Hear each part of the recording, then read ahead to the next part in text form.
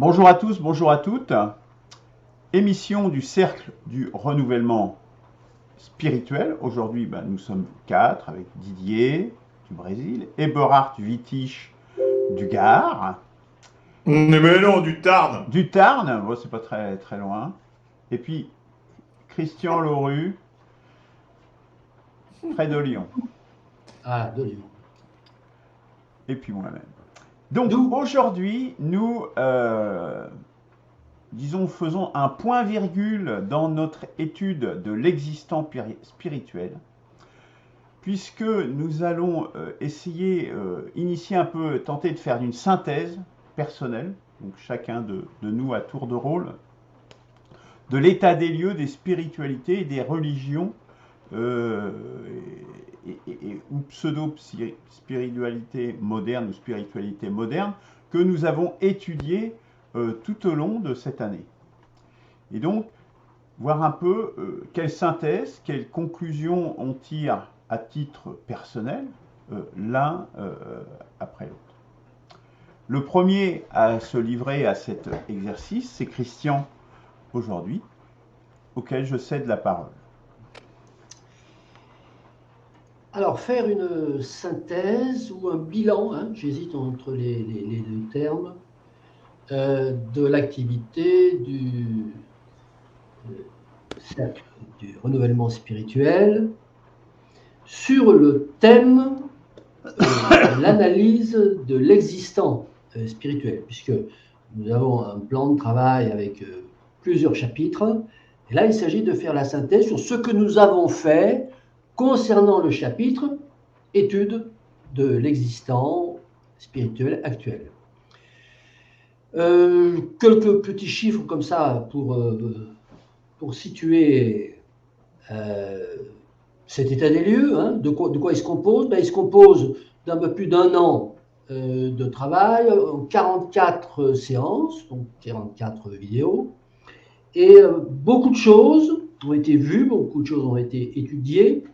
Chacun de nous a dit beaucoup de choses, mais à mon avis, l'essentiel des substantifiques moelles ou de la substance de notre travail, à mon sens, n'est pas encore clarifié. Je vais m'en expliquer, bien entendu, très rapidement. Alors, parmi les choses que nous avons faites, je les ai répertoriées en 3 blocs. Le premier bloc, enfin le premier, pas par ordre chronologique, mais voilà, c'est ce que je dirais l'étude des religions. Voilà. Il y a eu le taoïsme, l'hindouisme, le shintoïsme, le bouddhisme, le christianisme. Il y a eu également un dialogue très intéressant entre Luc et Eberhard sur Saint Augustin et Saint Thomas d'Aquin. On a étudié ensuite l'islam, le protestantisme, le judaïsme, le babisme, les témoins de Jéhovah, les mormons, Moon, le Falun Gong, les pèlerins d'Arès, donc présentés par notre ami Claude, la scientologie, les pentecôtistes, les animistes et peut-être une ou deux religions que j'ai oublié de répertorier. Il y a un deuxième bloc, moi que j'appellerais relatif au courant de pensée plutôt qu'aux religions. Et donc là, je commence déjà à éclaircir ma phrase, l'essentiel n'a pas été encore clarifié. Et courant de pensée, c'est-à-dire pensée, voilà, politique, économique, dans lesquelles je rangerai les réunions que nous avons faites sur le transhumanisme, les nombreuses réunions que nous avons tenues sur la spiritualité ou la théorie spirituelle de René Girard, la mimésis, la violence sacrificielle, que nous avons classée dans les spiritualités. Voilà. Dans cette rubrique également, le scientocroissancisme que j'ai présenté, et que j'ai présenté d'une part également une variante que j'ai appelée le techno-spiritualisme. toujours dans ce bloc courant de pensée, il y a eu le wokisme, le New Age et, dernière vidéo en date, les extractivistes, l'extractivisme présenté par Didier. Et puis un troisième bloc qui n'entre pas hein, dans le cadre de l'étude de l'existant des spiritualités, mais qui a été étudié, donc je le cite en passant, que j'ai classé sous la rubrique réflexion conceptuelle. Et il y a une émission sur le bien, une émission sur l'entropie, la négantropie. Nous avons également fait une émission sur le réchauffement climatique. Et puis, une ou deux émissions sur le thème qu'est-ce que la spiritualité, quelle spiritualité? Et précisément, c'est cette question-là qui reste en suspens, c'est ça que j'appelle l'essentiel qui n'est pas encore clarifié. Parce que lorsque nous parlons de renouvellement spirituel, et plus précisément pour la synthèse qui nous occupe aujourd'hui, l'étude de l'existant des spiritualités, aujourd'hui, eh bien, il s'agit quand même de savoir qu'est-ce qu'on met dans la spiritualité. Alors, nous avons déjà traité, nous avons été supposés avoir traité qu'est-ce que la spiritualité, que faut-il mettre dans la spiritualité, et nous sommes censés y avoir apporté une réponse. Mais à mon sens, et après avoir revisionné les enregistrements des séances, l'ambiguïté subsiste, je dirais encore plus. Qu'est-ce qu'il faut mettre dans la spiritualité? Faut-il mettre du religieux ou du laïque, ou les deux? Question restant en suspens. Quelle est la frontière entre la spiritualité et la philosophie? Alors, à son propos, et en revisionnant un certain nombre de vidéos pour faire ce petit topo synthétique, j'ai été très interpellé par une intervention de Luc dans la dernière vidéo sur l'extractivisme, et très exactement à la minute 55, où il assimile carrément la spiritualité à la religion. Il dit, alors je ne sais pas si c'est une extension de langage ou est-ce qu'on a déjà une réponse radicale à la question la spiritualité c'est la religion, mais il dit la spiritualité c'est la religion. Alors, bon, on a eu une autre forme de définition de la spiritualité qui est apparue ici ou là dans nos échanges et que je résumerai avec cette petite phrase. La spiritualité, ça pourrait être tout le travail de l'esprit autre que celui mis en œuvre pour satisfaire aux besoins organiques de survie. Alors, besoins organiques de survie, alimentation, abri. C'est-à-dire que tout le travail de l'esprit de l'homme, de l'homo sapiens, qui va avoir pour objectif autre chose que comment est-ce que je vais me nourrir ou comment est-ce que je vais m'abriter, ça pourrait être de la spiritualité.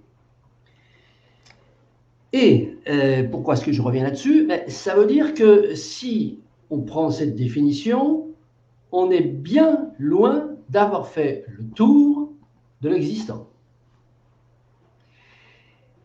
Alors, des oublis également, me semble-t-il, hein, c'est ma vision des choses, la sexualité. On n'a jamais parlé de la sexualité. Est-ce qu'elle est dans un... alors, moi, je ne la mets pas dans les besoins organiques de survie, c'est-à-dire qu'on peut survivre sans sexualité, et beaucoup qui le font d'ailleurs. Mais quid donc du travail de l'esprit dans la sexualité? On n'a pas du tout parlé. Alors, bon, si on veut parler des courants de pensée, si on considère que dans la spiritualité, on met les courants de pensée, le freudisme associé au marxisme, voilà, ça fait déjà beaucoup de choses qui n'ont pas été vues. Et alors, en poursuivant un petit peu plus en avant ma synthèse, mon analyse synthétique, m'a semblé qu'on pouvait déterminer 4 niveaux d'interprétation de la spiritualité. Alors, 4 niveaux, je dirais presque hiérarchiques, à savoir que chaque niveau supérieur englobe le niveau d'en dessous. Alors, le premier niveau d'interprétation, c'est la religion. La spiritualité, c'est la religion. Voilà. Le deuxième niveau d'interprétation, la spiritualité, c'est la croyance. Alors, vous voyez que la croyance, ça englobe la religion. La religion n'englobe pas forcément la croyance, mais la croyance englobe la religion. Le troisième niveau d'interprétation, c'est le système de pensée. Alors, par exemple, j'ai parlé du marxisme, un système de pensée, le freudisme, voilà. Et ce troisième niveau d'interprétation, il intègre la croyance, il intègre la religion. Et puis, il y a un quatrième niveau qui est un niveau transversal, c'est-à-dire qu'il peut pénétrer et imprégner chacun des autres niveaux, c'est la morale. Donc la spiritualité vue comme une morale. En fait, la spiritualité, c'est la morale. Et la morale, c'est le bien. La morale dit qu'est-ce que c'est que le bien. Et le bien, on l'a notamment étudié, enfin on en a parlé, on a fait un échange sur le bien dans la rubrique numéro 3 que j'ai appelée réflexion conceptuelle. Et donc, ma conclusion, ce serait de dire que l'état des lieux des spiritualités existantes, si nous adoptons la définition élargie de la spiritualité, il est loin d'être terminé. Il faudrait étudier notamment le marxisme, le freudisme, entre autres. Bon, je cite que des très gros morceaux.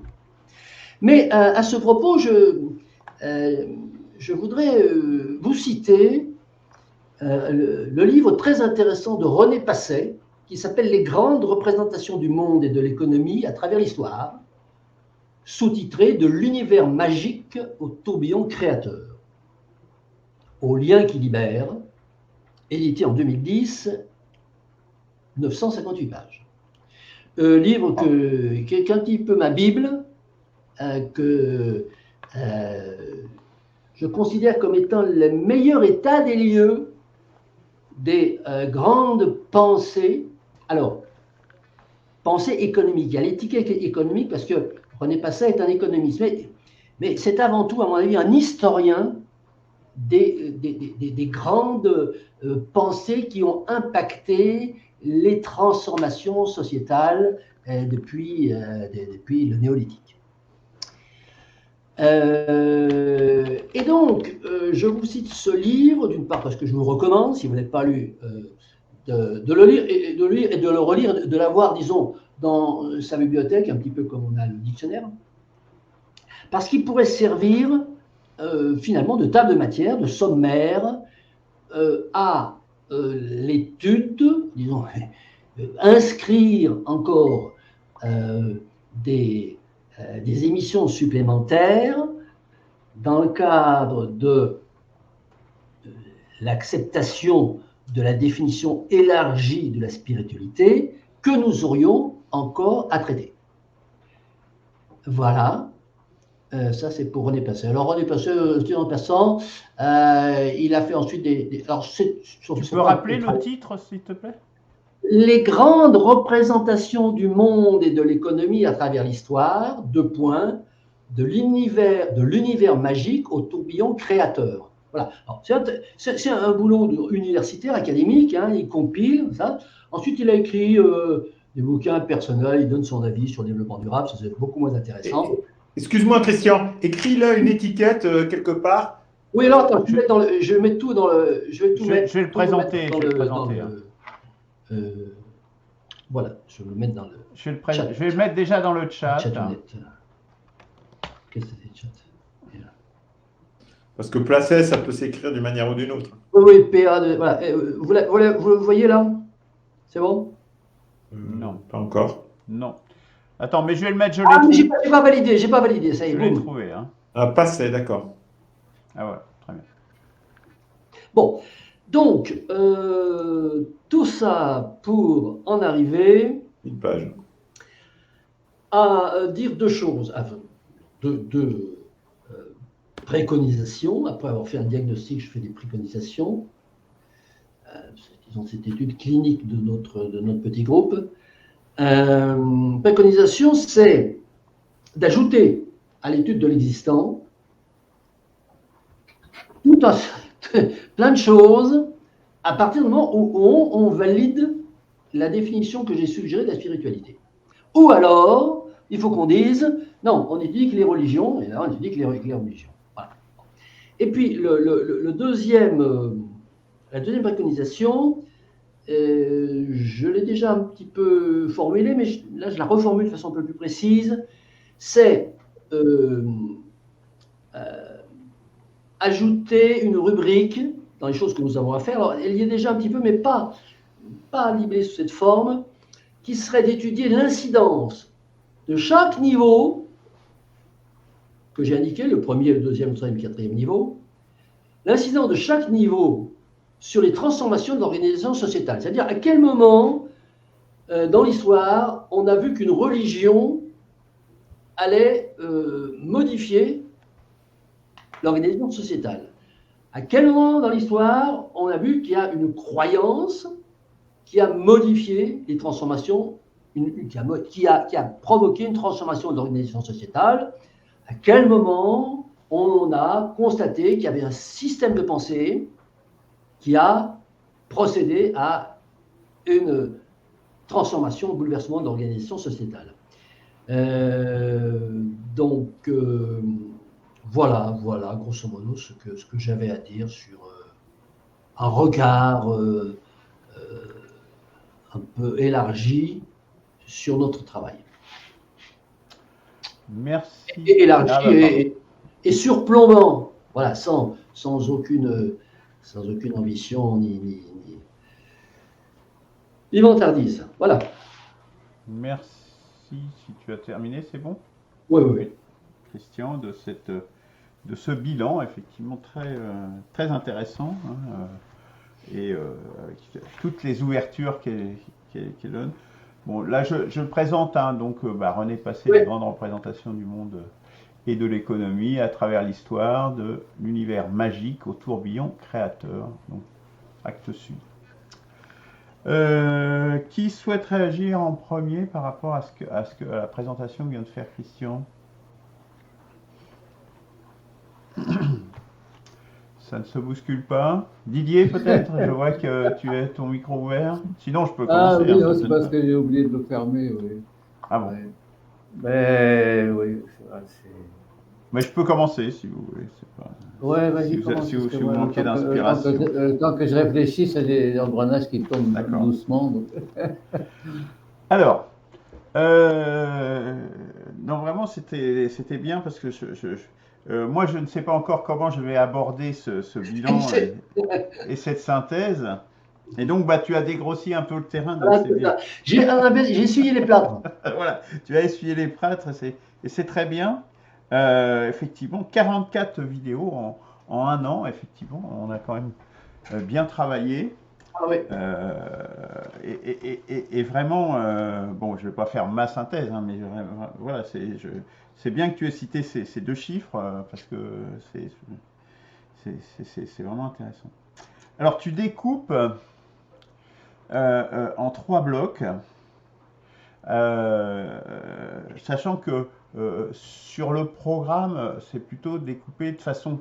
Il y a un découpage plutôt en analyse de l'existant. Premier bloc, premier chantier, ça plutôt chantier. Puis un deuxième chantier qui est un petit peu quelle spiritualité pour aujourd'hui, hein, qui correspond plus, je dirais, à ce que tu as appelé réflexion conceptuelle. Hein. Ah oui, tout à fait. Qu'est-ce que c'est que la spiritualité? Voilà. Donc ça, je dirais, pour moi, je ne le mets pas dans l'état des lieux. Hein. Non plus. Non, voilà. On est d'accord. Voilà. Ça, c'est vraiment quelque chose. Ouais. Je l'ai cité parce qu'on l'a fait, c'est tout. Oui, voilà. Tu as très bien fait. Cité pour mémoire, mais ça ne rentre pas dans l'existant. Voilà, ça ne rentre pas dans l'étude de l'existant. Raccord là-dessus. Voilà. Alors, après, tu as parlé un premier bloc religion. Moi, je dirais religion, d'une part, et puis courant de pensée. Voilà. Moi, sur le site, c'est plus. On parle plutôt de spiritualité, dont la religion est une déclinaison. Et courant de pensée, moi j'ai regroupé ça en spiritualité contemporaine, je dirais, donc qui sont un petit peu reconnus, et puis pseudo-spiritualité du style effectivement transhumanisme, New Age, et puis d'autres éclairages comme ceux effectivement de René Girard. Je crois vraiment, enfin moi je fais vraiment une distinction, et là tu l'as pas faite trop, je trouve, entre spiritualité et religion. Hein. Bon, j'y reviendrai sans doute dans ma synthèse, mais ça me semble quand même important de distinguer les deux, parce que je crois que ce qui ressort quand même aussi de nos travaux, c'est quand même cette distinction importante, et notamment, on l'a bien vu sur l'animisme, me semble-t-il, qu'il y a vraiment une différence importante entre ces deux choses. Alors peut-être que dans les 4 niveaux, je dirais, dans les 4 niveaux, tu as mis au niveau 1 la religion, au niveau 2 la croyance. Je dirais que bon voilà, si on voulait faire un parallèle, croyance, ça serait spiritualité, hein, voilà, qui englobe et qui est plus large que la religion. Mais bon, moi personnellement, j'aime pas croyance, parce que croyance, moi, ça me ramène à Charles Sanders Peirce, qui justement a écrit un de ses écrits majeurs, hein, le fondateur du pragmatisme, Charles Sanders Peirce, je le rappelle, philosophe américain, puis du pragmaticisme, pour se démarquer des autres du courant pragmatique, qui a avili, je dirais, le pragmatisme, les James, etc., les Dewey.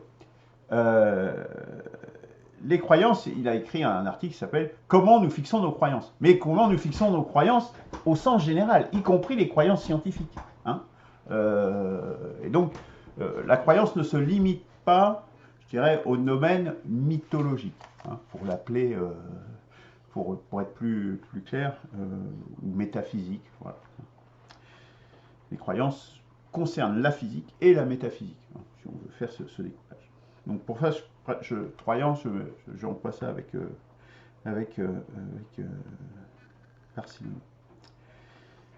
Alors, est-ce qu'on est censé avoir répondu aux questions qu'est-ce que la spiritualité pour aujourd'hui? Ben non, c'est l'objet même de tous nos travaux, je dirais. Donc, quand on aura fini tous nos travaux, si on arrive à les finir un jour, ou si on ne sait pas ce qui peut arriver, ben peut-être qu'on aura répondu, c'est même pas sûr, hein, puisque effectivement, il y a une ambiguïté. Alors, tu fais une distinction entre spiritualité et laïque.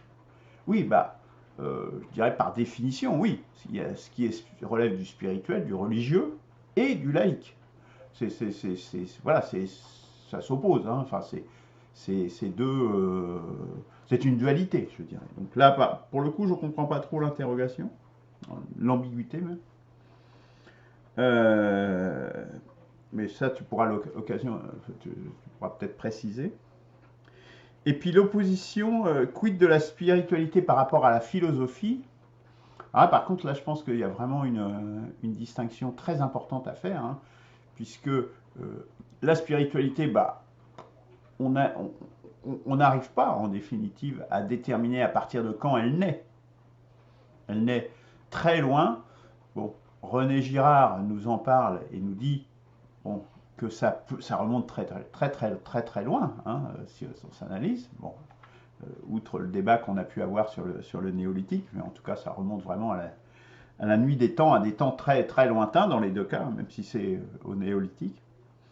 En revanche, la philosophie, elle, son émergence, elle est tout à fait datée, et c'est l'émergence de la raison qui correspond, de la science, et qui correspond aussi à l'émergence de la philosophie.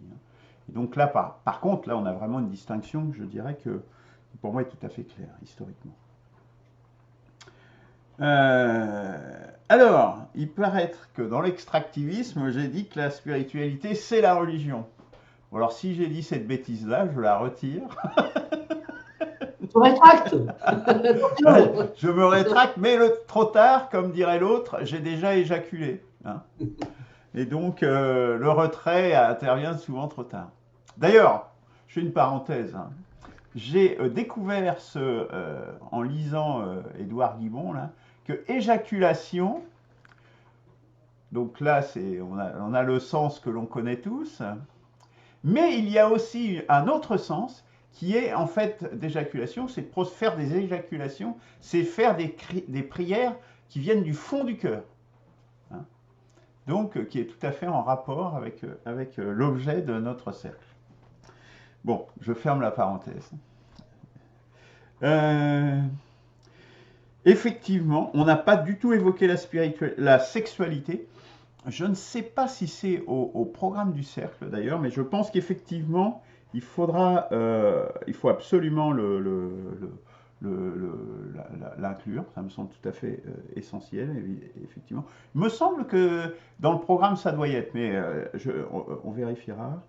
Et puis, à ce sujet, d'ailleurs, je vous signale, de nouveau une parenthèse, je suis désolé, que j'ai fait cette semaine, j'ai commis une chronique des barbaries sur le gouvernement, l'homosexualité des gouvernants actuels de la France.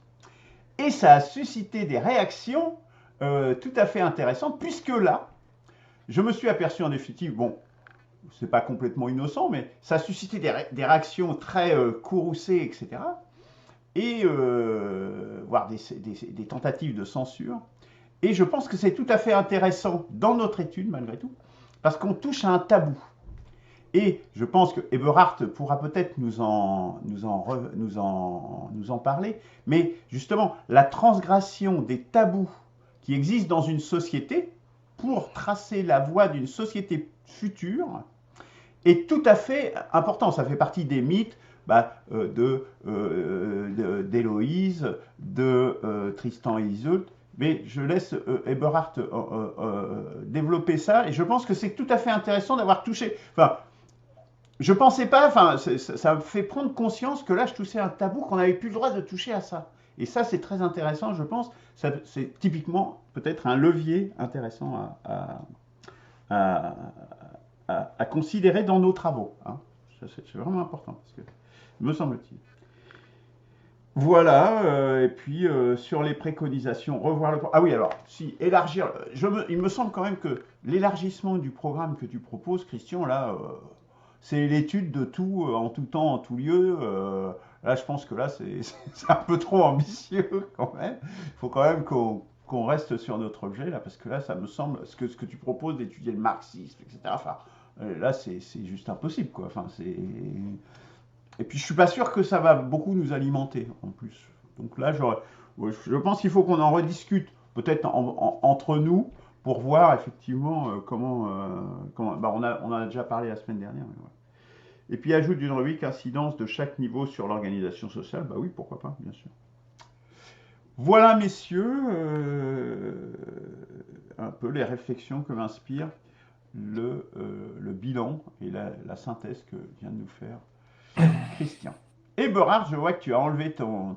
C'est cela, c'est cela. Bon, donc, aux grandes dames de Christian, je vais suivre effectivement Luc sur sa voie de critiquer, en fait, le fait de vouloir faire rentrer, en fait, les philosophies politiques, économiques et autres, même si c'est de l'ordre de l'esprit, si on veut. Hein. Quand Marx, par exemple, s'oppose à Hegel, non pas sur la dialectique, mais en disant... La dialectique idéaliste, c'est secondaire, ou même ça n'existe pas, ça n'est qu'une dialectique matérialiste et historique et tout, même si elle était déjà historique chez Hegel. Tout ça, on est plus dans une étude des conséquences, en fait, d'un système spirituel, parce que, pour rappeler, ce n'est qu'une conséquence, je dirais, secondaire, parce que... puisqu'en fait, la pensée de Marx, mais même aussi de Hegel et autres, ne sont que les possibles qui ont pu se mettre en place grâce au christianisme. Là, Marx n'aurait pas pu créer sa pensée, je dis créer sa pensée, en Chine, par exemple. Non, je dis en Chine du 19e siècle. Ou, je ne sais pas moi, où Didier nous dira aussi, est-ce que Marx est lu ou même étudié, où il aurait pu naître quelque part en Amazonie, par exemple. Donc, c'est la société occidentale, avec la chrétienté, qui a institué un système qui rendait possible le laïcisme et donc une pensée autonome par rapport à la religion. Donc, ça n'est qu'une conséquence. Ça ne va pas lui plaire, hein, Christian, mais ce n'est pas grave, je lui dis quand même. Donc, on n'est pas dans le niveau spirituel qui initie des nouveaux concepts, on est dans la conséquence du spirituel. Même si, et je vais là mettre pas un bémol, mais montrer que c'est des conditions de vie particulières, donc on pourrait dire presque économiques, qui vont induire aussi une nouvelle dimension religieuse ou spirituelle. Donc c'est un jeu entre les moments où les uns sont plutôt les conséquences et les autres sont initiateurs, y compris dans le matérialisme.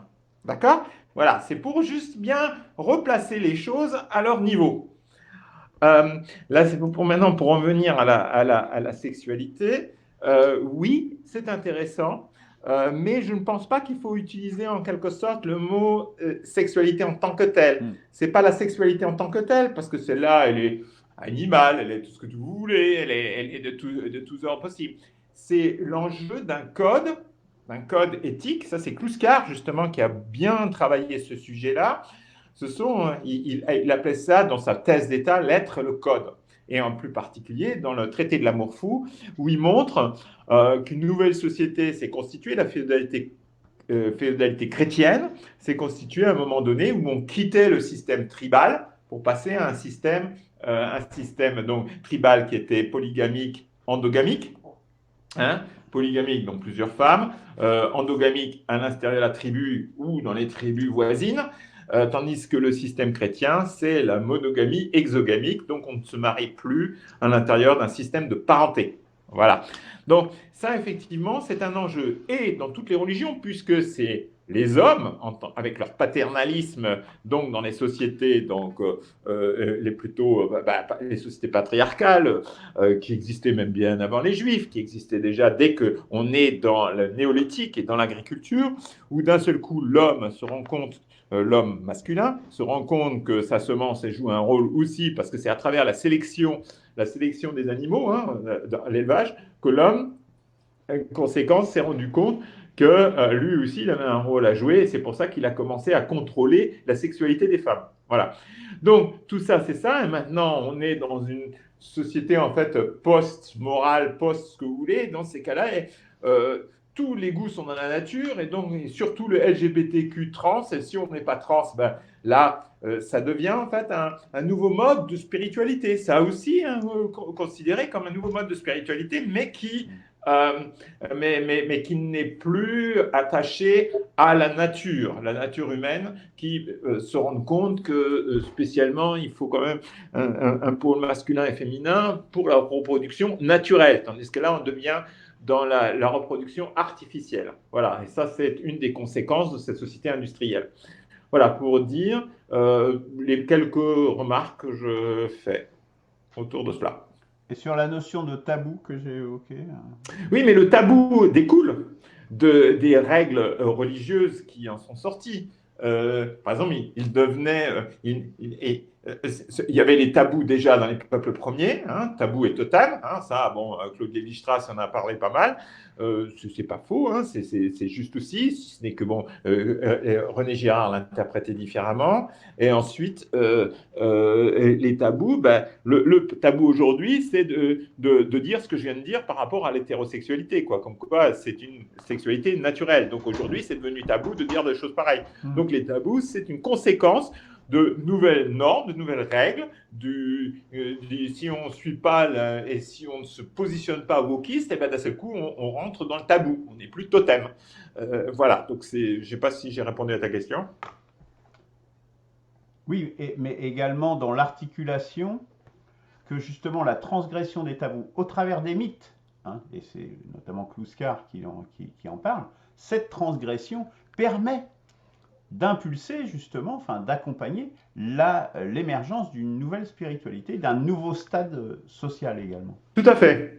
Le fait que par exemple que Iseut transgresse en vivant sa passion avec Marc, d'un seul coup, c'est quelque chose de nouveau Alors qu'avant, dans un système germain, ou n'importe lequel, mais musulman aujourd'hui, ou même anciennement judaïque de l'époque romaine, eh bien, une femme qui commettait l'adultère, elle méritait d'être lapidée, alors que dans le mythe de Tristan et Iseult, bah, disons, l'adultère n'est pas préconisé, mais il est venu à un certain niveau d'acceptance.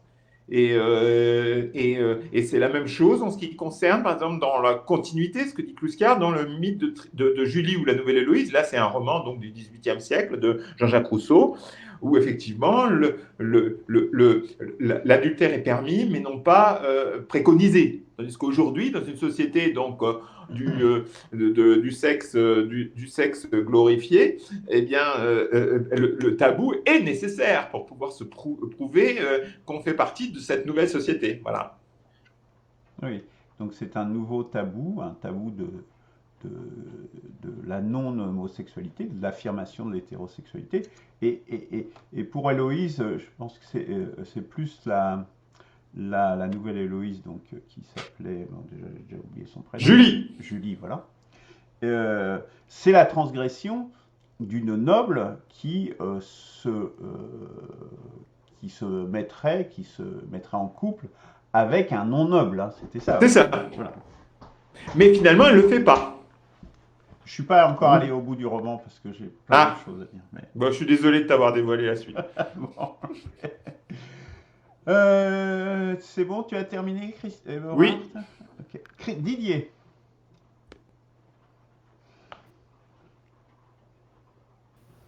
Ton micro est coupé. Il y a un problème de connexion là parce que je vous entendais très mal. Vous m'entendez bien là? Oui.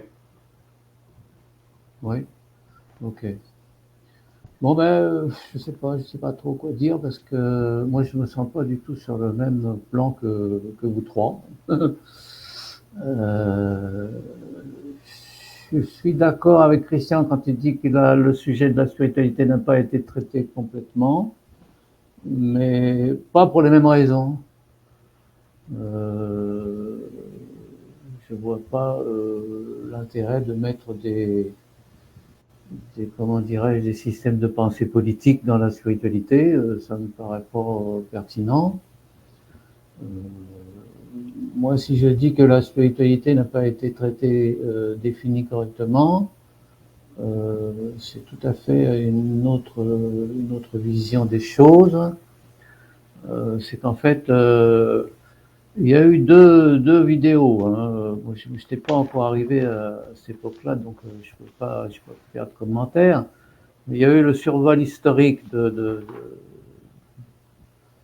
je ne me rappelle plus le titre exact, survol historique de la spiritualité, je crois, c'était le titre. Hein. Et puis il y a eu ensuite, un peu pas longtemps après, il y a eu qu'est-ce que la spiritualité. Et moi, je dis que dans les deux présentations, ce qui a été présenté, c'est la religion, pas la spiritualité.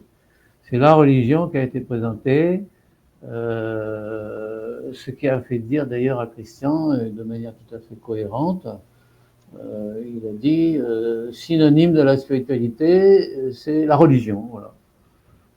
Et donc parce que la présentation avait été faite principalement sur la religion. Alors, tout au début, on nous dit que la spiritualité, ça a à voir avec l'esprit ou avec l'âme. Alors, bon, là, déjà, on a, comment dirais-je, une confusion. Mais alors ça, cette confusion, on la retrouve vraiment un peu partout.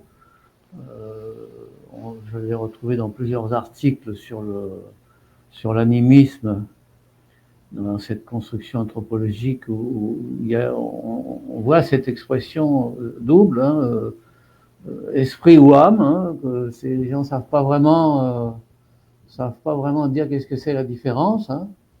Donc, je pense que pour définir vraiment ce qu'est la spiritualité, il aurait d'abord fallu définir précisément qu'est-ce que c'était l'esprit. Hein. Parce que moi, quand je vous entends parler de l'esprit, j'ai l'impression que vous êtes en train de parler du fonctionnement du cerveau, hein, ou de la pensée, ou du raisonnement philosophique. Mais personnellement, c'est pas du tout ça la définition que je donne à l'esprit ou que la vraie spiritualité donne à l'esprit. Hein. Donc, on ne peut pas parler de l'esprit sans parler de l'esprit avec un E majuscule. Sinon, c'est pas de l'esprit qu'on parle. On parle de la pensée humaine. On parle de système de pensée, on parle de raisonnement. Donc ça, c'est l'activité intellectuelle, c'est l'activité du néocortex. C'est le cerveau. Et le cerveau, c'est le corps. Le cerveau, c'est le corps. Le cerveau, c'est un organe corporel. Donc, quand on parle de spiritualité, on fait la différence entre le corps et l'esprit. Donc, l'esprit, c'est pas du tout le fonctionnement du cerveau. Alors oui, voilà. Et donc ça n'a pas été dit du tout. Et donc, dans la vraie spiritualité, on considère pas que le fonctionnement du cerveau, c'est l'esprit. Donc l'esprit avec un majuscule, c'est Dieu, et Dieu a donné à chacun d'entre nous une partie de son esprit. C'est-à-dire que chacun d'entre nous, nous avons une partie divine en nous. Donc c'est là que commence la vraie spiritualité. C'est quand on accepte de considérer que nous avons en nous une parcelle de l'esprit de Dieu, une toute petite parcelle bien sûr. Et donc la spiritualité consiste à y accéder à cette parcelle, c'est-à-dire retrouver la partie divine qui est en nous. Donc la spiritualité, c'est pas la religion, parce que la religion, elle fait tout le contraire. Elle nous empêche d'accéder à cette parcelle. Elle fait semblant de nous dire qu'elle va nous aider à y accéder, mais en fait, elle fait tout pour qu'on n'y arrive pas. Hein. Donc c'est complètement différent, la spiritualité et la religion. Et alors ensuite, qu'est-ce que je voulais dire d'autre? J'ai perdu un peu le fil. Oui, oui, c'est ça, voilà, ça y est, je m'y retrouve. Donc la spiritualité, c'est pas les croyances, c'est pas les croyances non plus, parce que la spiritualité s'attache à ce qu'on appelle le processus d'éveil spirituel. Qu'est-ce que le processus d'éveil spirituel?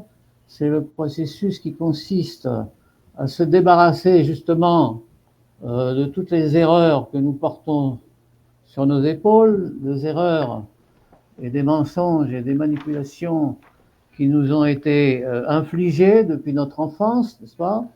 Depuis notre enfance, on nous a fait croire à un certain nombre de choses.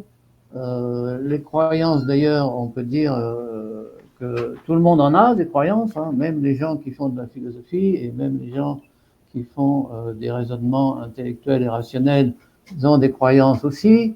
Souvent, elles sont inconscientes parce qu'on a été endoctriné dès l'enfance sans même nous en rendre compte.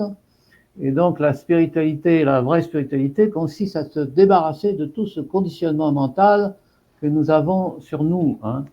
Et donc, se débarrasser principalement des fausses croyances. Donc, dire que la spiritualité, c'est les croyances, pas du tout. La vraie spiritualité consiste à se débarrasser des croyances. Se débarrasser des croyances, se débarrasser des opinions aussi, parce que les opinions, la plupart du temps, ne sont pas les nôtres.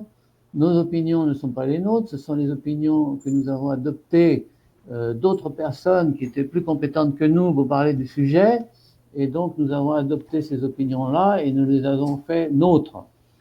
Donc il faut se débarrasser des croyances, il faut se débarrasser des opinions erronées, il faut se débarrasser de tous les systèmes de pensée préfabriqués. Alors là, ça va très loin.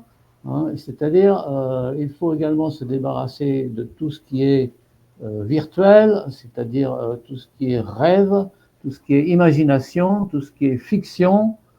C'est-à-dire, il s'agit de retrouver réellement, je dirais, la conscience de la réalité. Voilà.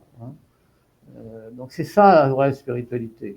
Donc c'est pas du tout ce dont on a parlé pendant les, je sais plus combien, 44 vidéos. Hein, la vraie spiritualité n'a pas été mentionnée telle que celle que je suis en train d'expliquer. Hein. Donc, la spiritualité, c'est l'éveil de la conscience. L'éveil de la conscience, vous voyez, c'est une définition extrêmement simple. Pas chercher des choses compliquées. L'éveil de la conscience, c'est ça la spiritualité. Et à travers cet éveil de la conscience, c'est tout un travail qui est effectué effectivement par la pensée, par le cerveau, mais pas seulement, c'est ça aussi qu'il faut comprendre, c'est qu'à partir du moment où quelqu'un s'engage sur ce processus et sur ce chemin spirituel, eh bien, automatiquement, il va retrouver petit à petit la dimension divine de l'esprit que Dieu a mis en nous, et il va être éclairé par cette dimension divine. Hein. Et donc là, on arrive à un niveau, celui qui dépasse, et là c'est ça, on pourrait appeler ça une sorte de transcendance, oui, on arrive à un niveau de pensée qui n'est plus la pensée humaine, hein, c'est-à-dire que c'est Dieu qui envoie son éclairage. Hein, et là, ça devient complètement autre chose.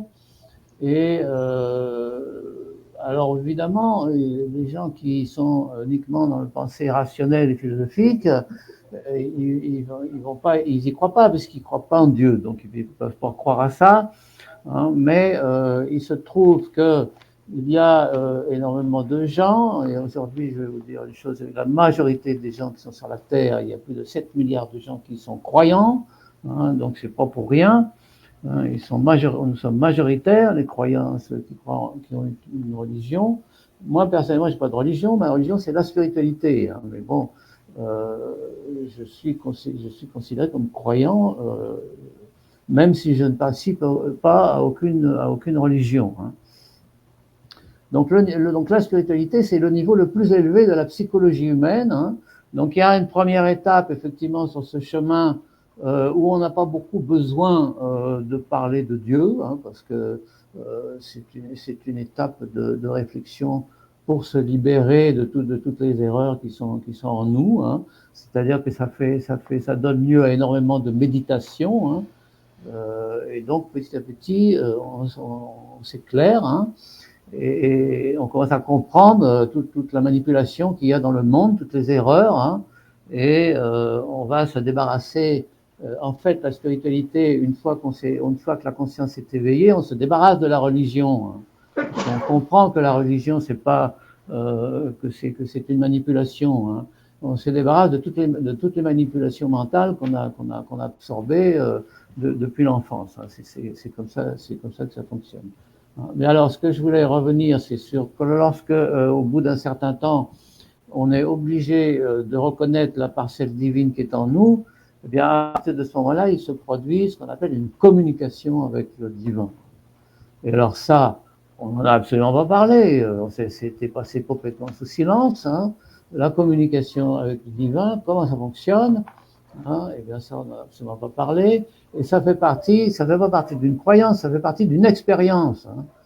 Et parce que le principe en spiritualité, c'est de dire que la vraie connaissance s'acquiert uniquement par l'expérience. Tout le reste n'est qu'information. Donc la philosophie, la pensée ceci, la pensée cela, tout ça c'est de l'information, ce n'est pas de l'expérience. Or la compréhension réelle des choses, c'est la compréhension du réel, et la compréhension du réel ne peut se faire qu'à partir de l'expérience vécue. Et donc, voilà. Et donc, la réflexion qu'on pourra avoir par rapport à nos expériences vécues, plus l'éclairage que va nous donner la partie divine de l'esprit qui est en nous, eh bien, ça nous permettra de comprendre à un niveau nettement supérieur que le niveau qu'on peut avoir uniquement avec une réflexion, disons, intellectuelle ou philosophique. Donc voilà, je pense que là, j'ai exprimé comment je vois la spiritualité et comment et pourquoi elle n'a pas été du tout abordée. On l'a frôlé, hein, quand dans la définition de qu'est-ce que la spiritualité, on l'a frôlé dans un document qui nous a été donné, les 7 différences entre la spiritualité et la religion. Là, on a frôlé la spiritualité. Et on l'a frôlé aussi quand on a parlé de l'animisme, mais on n'a fait que la frôler parce qu'immédiatement après, on est reparti dans la religion. Hein. Il faut savoir que dès qu'il y a un rite ou un culte, on est déjà dans la religion. Ça, il faut bien comprendre ça. Bon, voilà, moi je m'arrête ici parce que je commence à avoir la gorge sèche. Merci Didier. Pour quelqu'un qui n'avait pas beaucoup de choses à dire, tu as dit des choses, déjà beaucoup de choses, et des choses, me semble-t-il, tout à fait essentielles. Christian, sur lesquelles nous reviendrons évidemment dans les prochaines émissions. Bon, Christian, est-ce que tu veux conclure, puisque c'est ton bilan. J'aime pas le mot conclusion. Non, j'ai quelque chose à dire extrêmement rapide. Non. Il est urgent qu'on se mette d'accord. Alors, qu'on se mette d'accord. Il est urgent, alors, soit qu'on se mette d'accord sur une définition de la spiritualité, parce que une fois qu'on a une définition de la spiritualité, on a notre programme. Bon.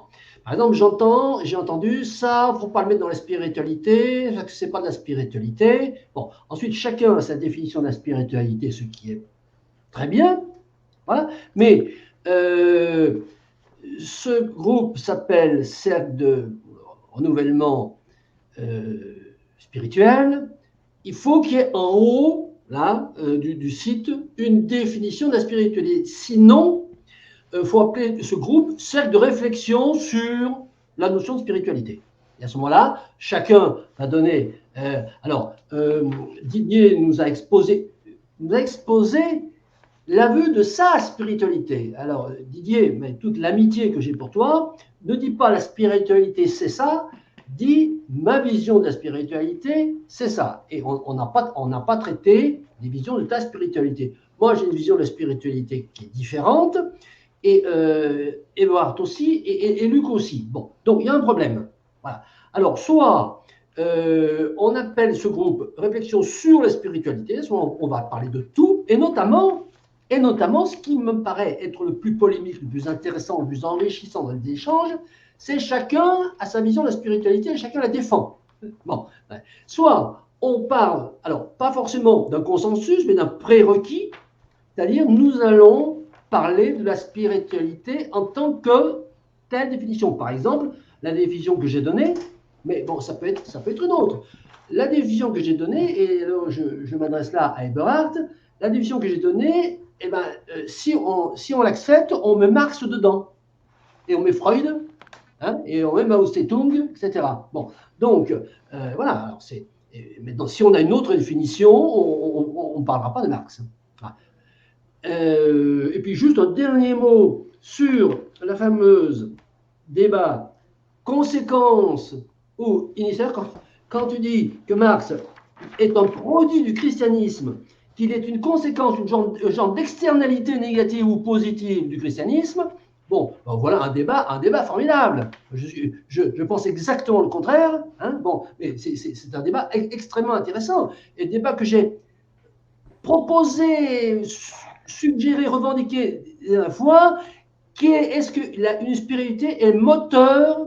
Bon, je pense que non. Je pense que jamais dans l'histoire, on va trouver un exemple où une spiritualité est moteur d'une transformation sociétale. C'est au programme. C'est au programme, messieurs. Ne vous battez pas. Ne vous battez pas. C'est déjà inscrit au programme. C'est une transformation économique qui fait qu'il y a une spiritualité qui émerge, mais des fois, c'est le contraire. Bon, alors j'attends que tu me donnes des exemples où c'est le contraire. Jésus, très simple. Attendez, non, on n'a pas le débat là. J'arrête. Là, nous étions sur le bilan. On est presque à une heure. Ce débat est au programme, messieurs. Donc, voilà, on voit bien qu'on a besoin de mener ce débat. C'est très bien. Il est déjà au programme. On ne va pas l'évacuer. On en fera peut-être même plusieurs émissions sur le sujet. Je savais qu'il allait réagir là-dessus. Je l'ai fait exprès. Donc, et puis pareil, peut-être que ce que tu proposes, Christian, peut-être qu'il faudra effectivement qu'on définisse ce qu'on met derrière ce mot de spiritualité. Est-ce que, je ne sais pas, je pense qu'il faut qu'on en parle entre nous. Est-ce que ce n'est pas l'objet même de ce travail, justement, du cercle de renouvellement spirituel, justement d'aboutir à ce que c'est? Bon, il y a la définition de Didier qui est tout à fait intéressante et qui me semble tout à fait importante d'intégrer. en se débarrassant d'un certain nombre de croyances et tout ça.